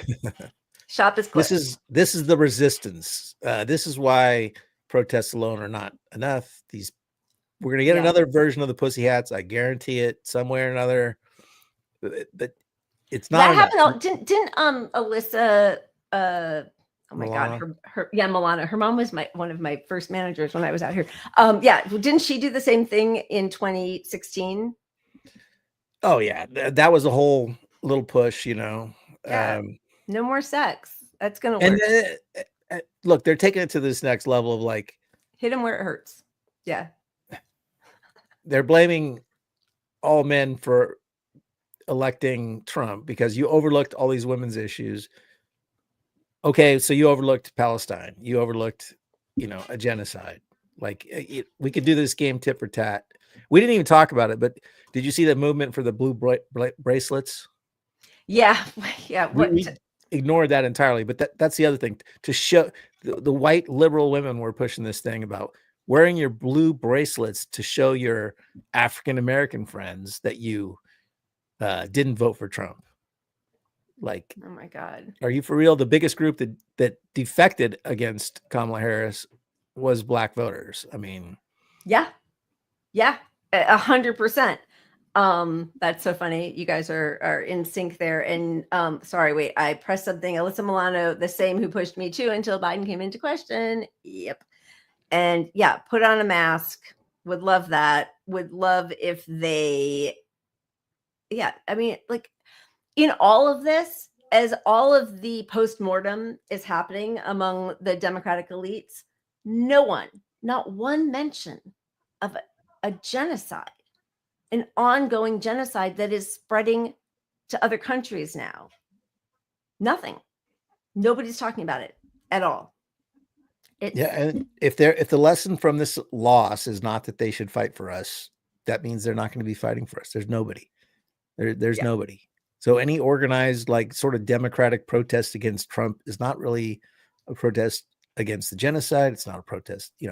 We need to do something that disrupts capitalism, disrupts capital, costs them money, not these little bracelets and hats and shit. This is the socialist city councilman from New York who went into his district and asked people who they voted for and why. And it's one of the very few politicians who's actually talking to his constituents. So let's just take a look to end on a slightly positive note on the politics part of it. Did you get a chance to vote on Tuesday? I didn't vote. And why did you not vote? Because I don't believe in the system anymore. And did you get a chance to vote on Tuesday? Yes! And who did you vote for? Trump! The $1 million question. Trump. Trump. Donald Trump. Well, actually, early voted. I voted for Trump. Honestly, I didn't vote. She voted for Trump. I voted for Trump. I vote for Trump. Me too. Before I voted Democrat. At this moment, I voted Donald Trump. Hillside Avenue in Queens and Fordham Road in the Bronx are two areas that saw the biggest shift towards Trump in last week's election. Even more residents didn't vote at all. They like Trump because they don't want the Palestinian, the brothers they killed. The war in Ukraine, the Democrats giving all the money and the war. This is no good. The swing is because people want lower prices. They probably believe that Trump will give them that. Market price or Energy, gas. La comida. Food. Most of these people are working families. They're working 1 to 2, 3 jobs, and rent is expensive. Foods are going up. Utility bills are up. And that's your hope, to see a little bit more of an affordable life? Absolutely. What Trump did in the first 4 years, Fordham Road saw something where Kamala couldn't do that. There were young voters who didn't vote for her because of the genocide, and I wouldn't have voted for her if I did, but I did vote for her, obviously, because I have common sense. Can you tell me a little bit more about why you didn't vote? Since you're out here, Gaza. Who should I vote? Either side will go ahead, send bombs from here to kill my brothers and sisters. Palestine issue, and then other issue is like Russia and then Ukraine. He stopped that war. That's why I voted him. You can't say you're a Democrat and stand for the genocide that's going on in Gaza, period. Practically, I like Democrat. I like Democrat, but I don't like this. Gaza, a lot of people have died. Have you voted for Democrats in the past? I have. And what would it take for you to vote for a Democrat in the future?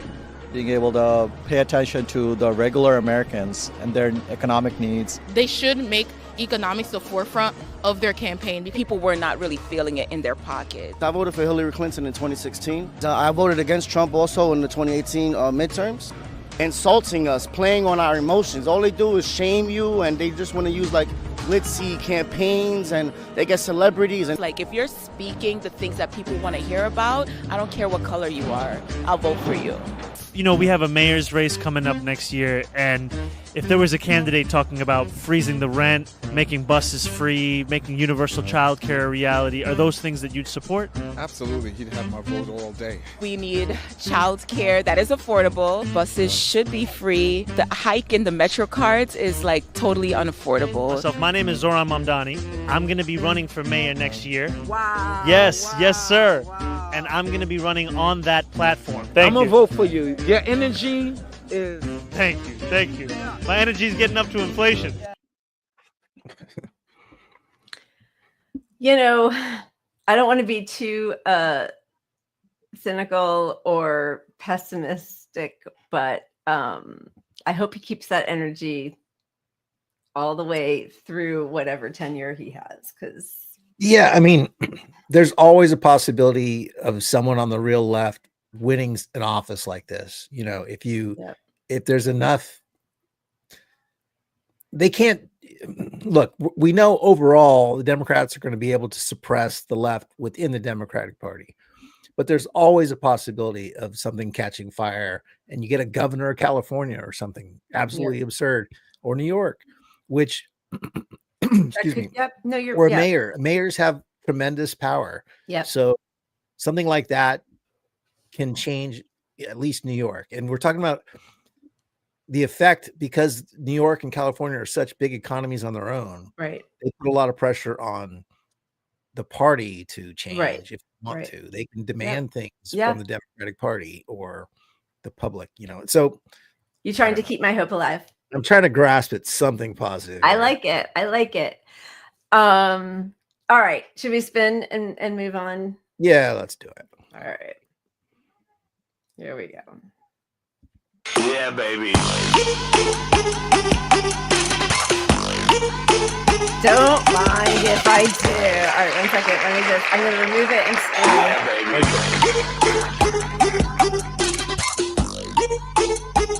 all right, I'm going to let you choose. Actually, there's only one.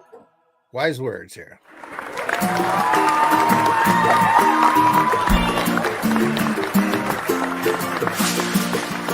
There's a time when the operation of the machine becomes so odious, makes you so sick at heart that you can't take part. You can't even passively take part.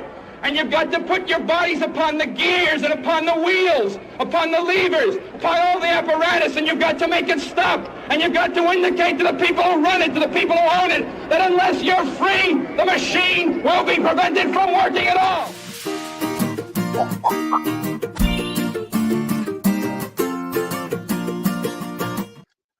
That's it right there. You got to stop the machine from working. You have to change. They can't rely on you going to work and slaving away for 50 hours a week for shit wages, or, you know, this industry is going to be hit tremendously because we're all going to boycott it for so long.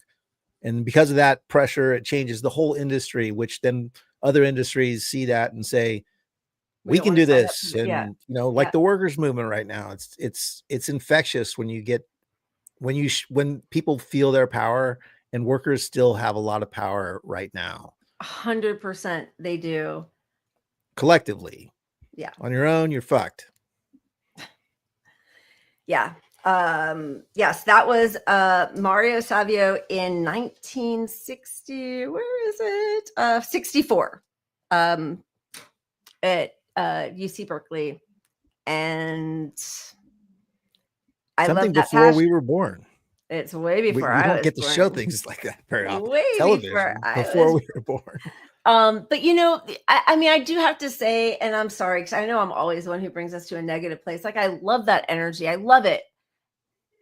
And it makes me furious that this has been a fight and will continue to be a fight. But like, since the beginning of time till the end of time, because we're always fighting against the capitalist class. Even before there was the kings, were fighting against all the people who always, like, you know, it's that quotation, and now I can't remember who said it, but like, I have something that whatever billionaire doesn't have. I have enough. Like, it doesn't, I'm not so pathologically greedy, gluttonous that I need more. Like, why does Bill Gates need to deny the patent to replicate the vaccine that could have ended this? How many millions of deaths are on Bill Gates for that decision, right? Absolutely. And that, look, this is why for me healthcare was always a top issue, because the geniusness of this country's criminal capitalism is that they tied healthcare to your job. And so they made fighting back literally bad for your health. Yeah. You know, so if you could just live a simple, happy life, but have healthcare and not, you know, and like pay your rent, have a small, humble house. Yeah. But you can't do that now. And you can't even do it now, but like the threat of losing your health care keeps people tied to shit jobs. And keeps them accepting bad conditions. And that's the big difference between us and other countries. Yes. Other countries have separated those two. And that's the first step we need to accomplish here to see that we've had some real progress on the left. Yeah. Which is why they will never let that happen. Which is why it's not part of the Democratic platform any longer. Okay, let's be. Was Did that I bring section? everybody the joy?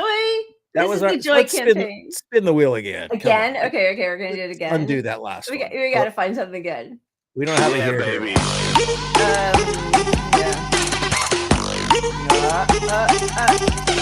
All right. You got it. Puppets. Oh, this here we go.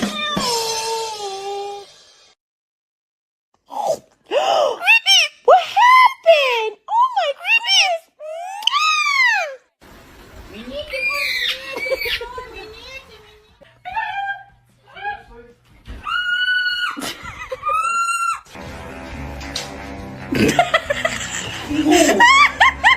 I love you. Squawk. Keep it small.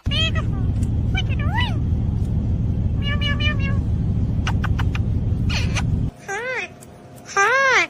What's wrong? Huh? Wow, that's a biggie. Very interesting. That was a lovely one. Try asking me to fart 17 times in a row.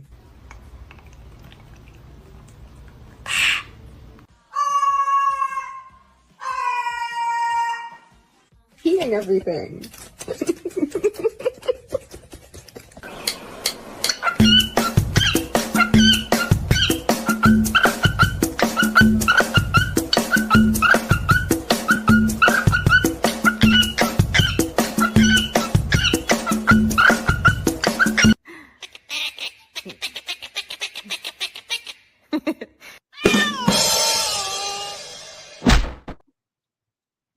It's crazy how human they sound, huh? That little rapping green one, I was digging him. All right. This is so massively depressing. I can barely stand it. And we're just so lucky. But this happened yesterday, 2 days ago, the 14th, 3 days ago. The United Nations vetoed 107. No, sorry. It was voted. That's, you guys cut me off. I've been overserved. Voted. I was like, wait, they didn't. I mean, yes, because of voted 170 to 6 on the right of the Palestinians people to self-determination, which is what Biden and Kamala have been saying they agree with, but the US voted against it, of course. Israel, Argentina, Paraguay, Micronesia, and Nauru voted against it. The rest of the world thinks that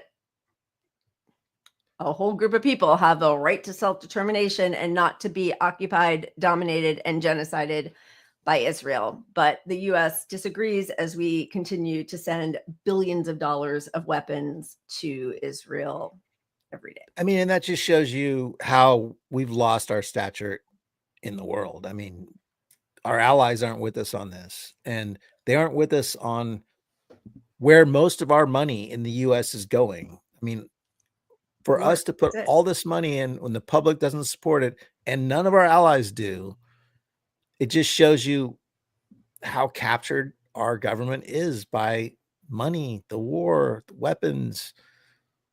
It's none of this is good for safety, for our economy, for their safety in Israel. And we got 5 countries standing with us, probably due to pressure from us, not anything else. 100% because of our economic pressure, which is why I do think, listen, there's going to be fallout in other ways, but the expansion of BRICS, I'm hoping will help reshape the world a little bit,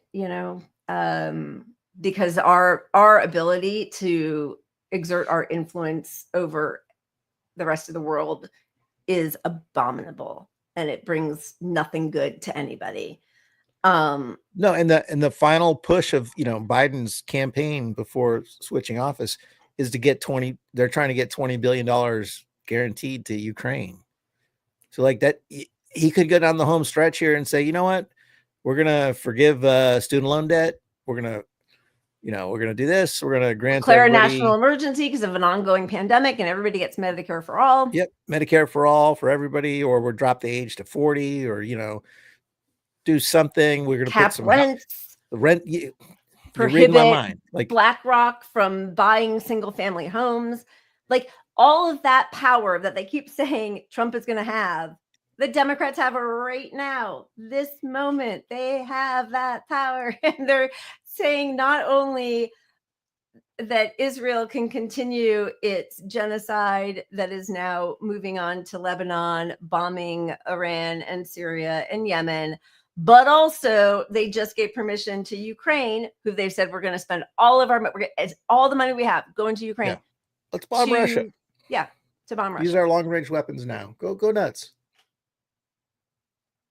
Which, by the way, about a week ago, there was an article written that Macron and Starmer in the UK were aware that Trump wants to end the war between Russia and Ukraine.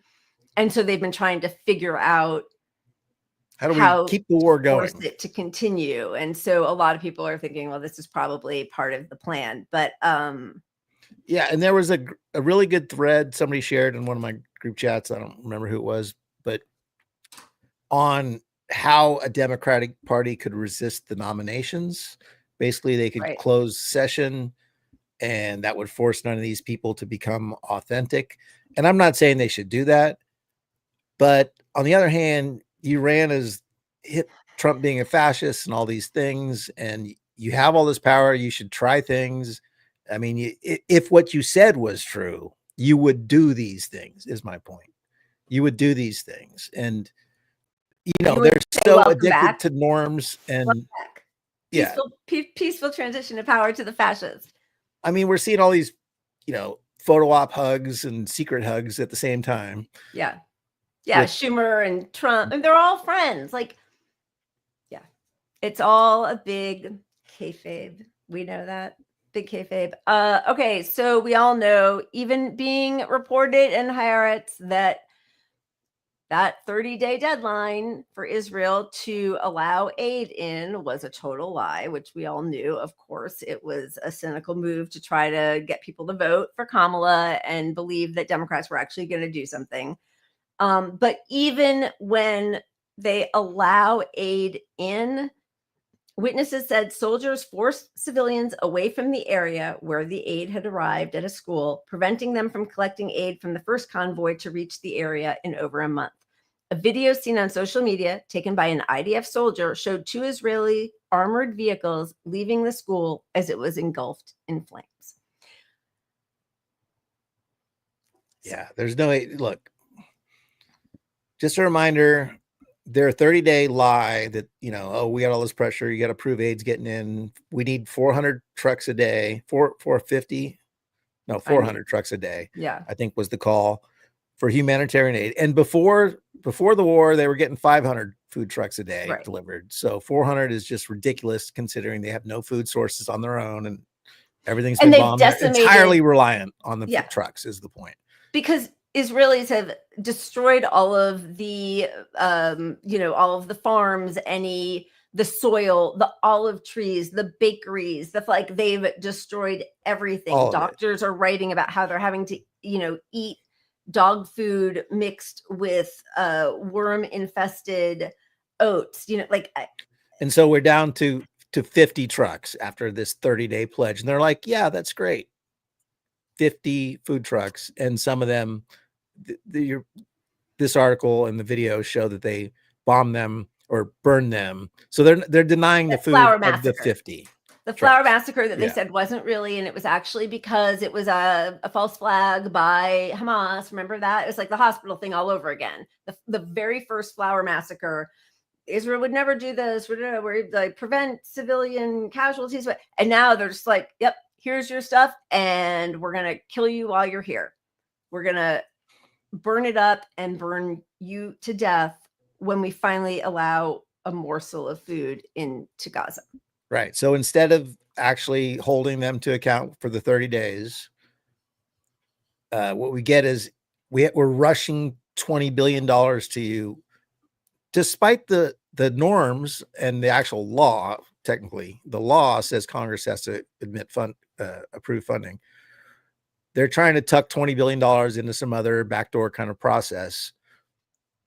So nobody has to really vote on it specifically for approval. It's illegal. Like if Trump were doing this, I think Democrats would be screaming. It's illegal to go around Congress and to just like lower, the amount by the exact dollar amount so that you can kind of bypass Congress. Right. But and they're trying to. We know that Blinken lied. We have all of these people who resigned because he lied about Israel preventing aid getting in. It is illegal, as you said. It's illegal. This is against our laws. And they're trying to back it up with some rule about seized assets. Right.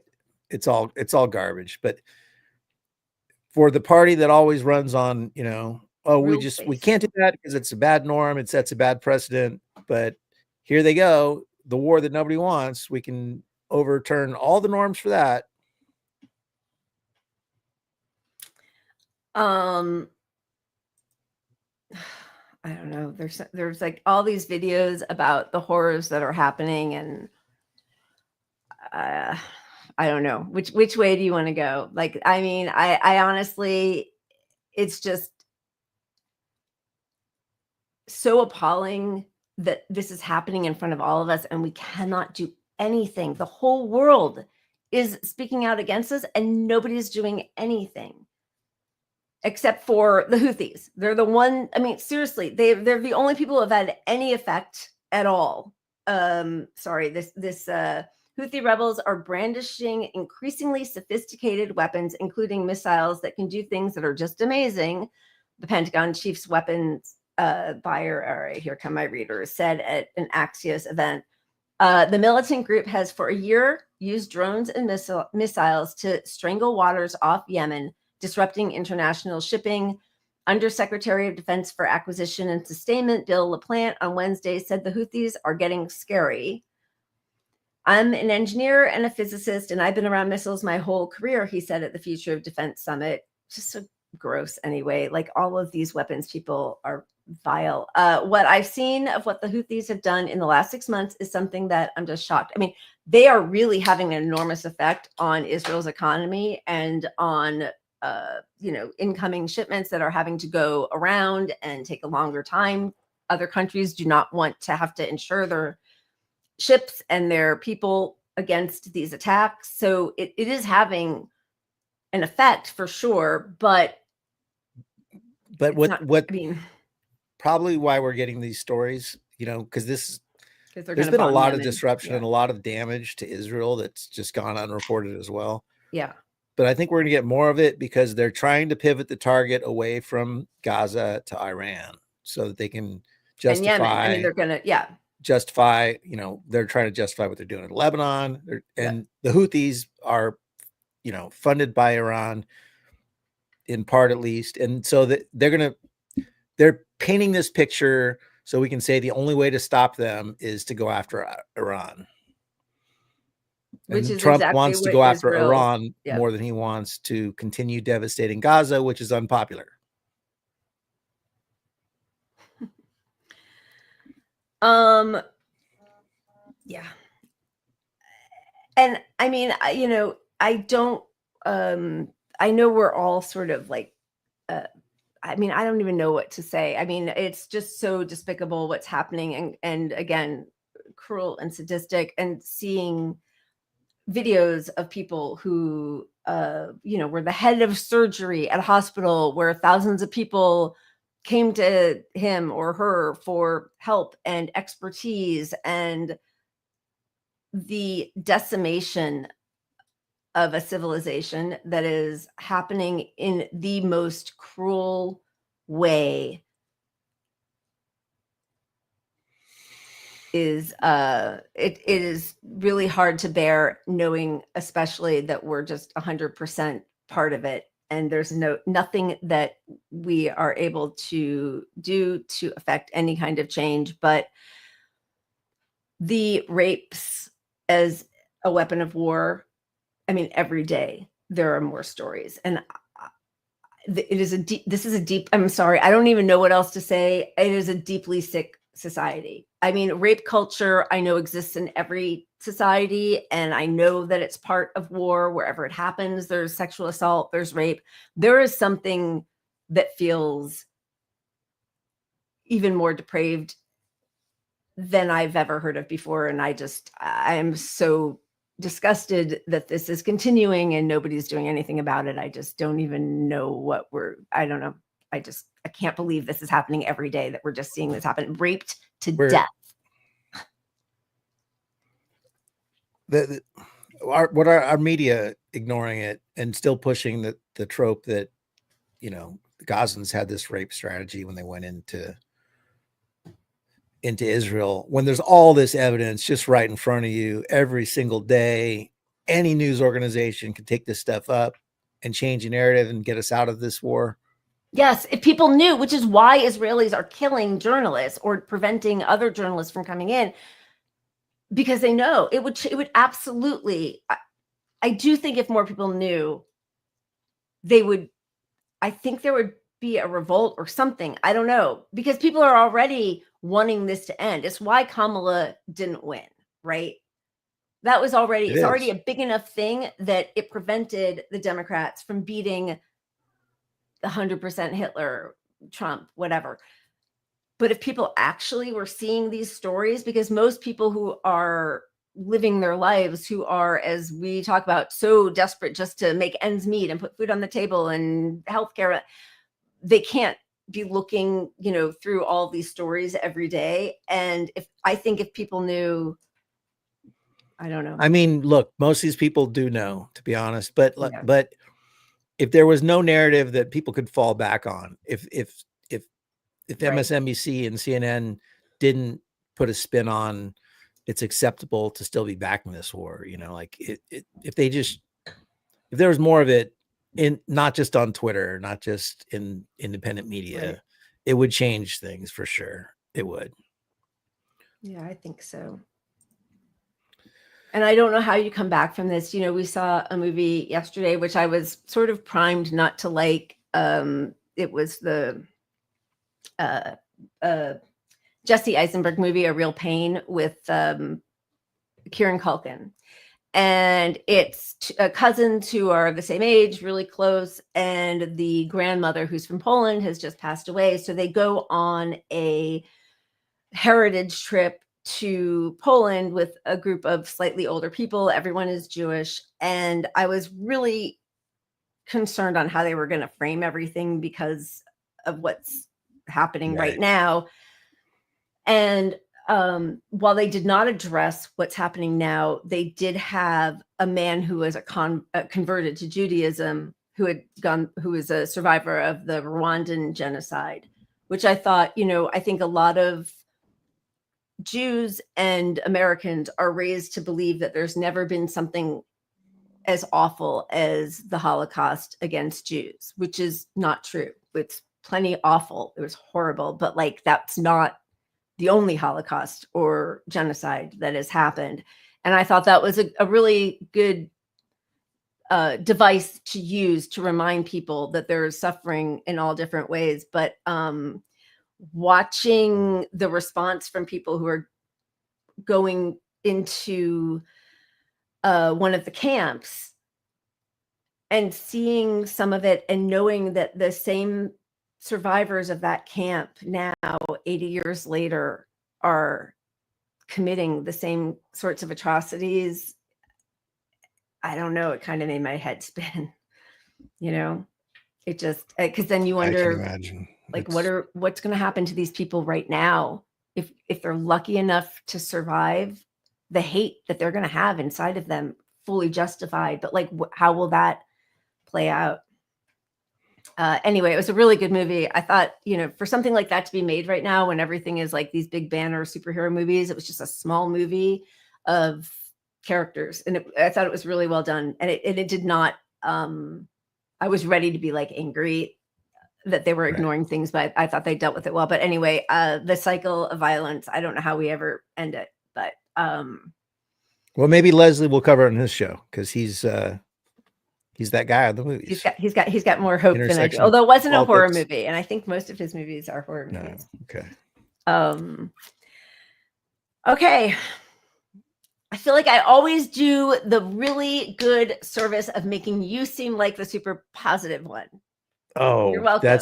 That's hard. So you're putting in the work, because I have positive things to be positive about in my daily life, but on the political side, you just got to hang on to how much worse it would be if there wasn't this pressure. Even when we're not getting wins, it would be a lot worse if they weren't if we didn't exist. If we had, if all of us here just turned into like AOCs or something, and we're just like, they're better than the Trumpers.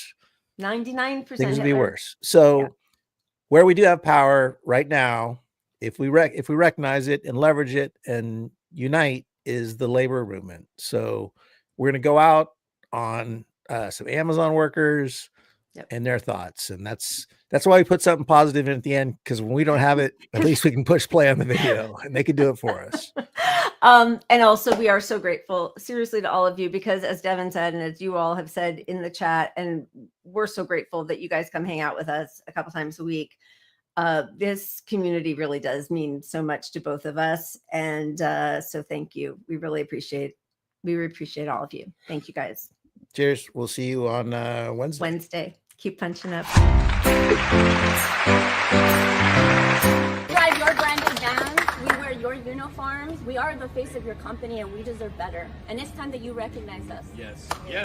Day in and day out, we are out there wrestling a mountain of packages. Whether there's fires, whether it's downpouring, whether it's day or night, we are out there suffering away, trying to meet your inhumane quotas. Today marks the end of this. All right, we've had enough.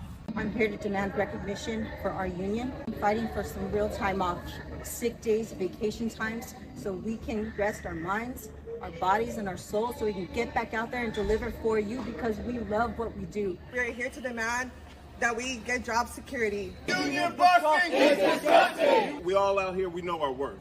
We don't get paid what we should be getting paid. We are worth a whole lot. Amazon deliveries will not move without us. Union busting!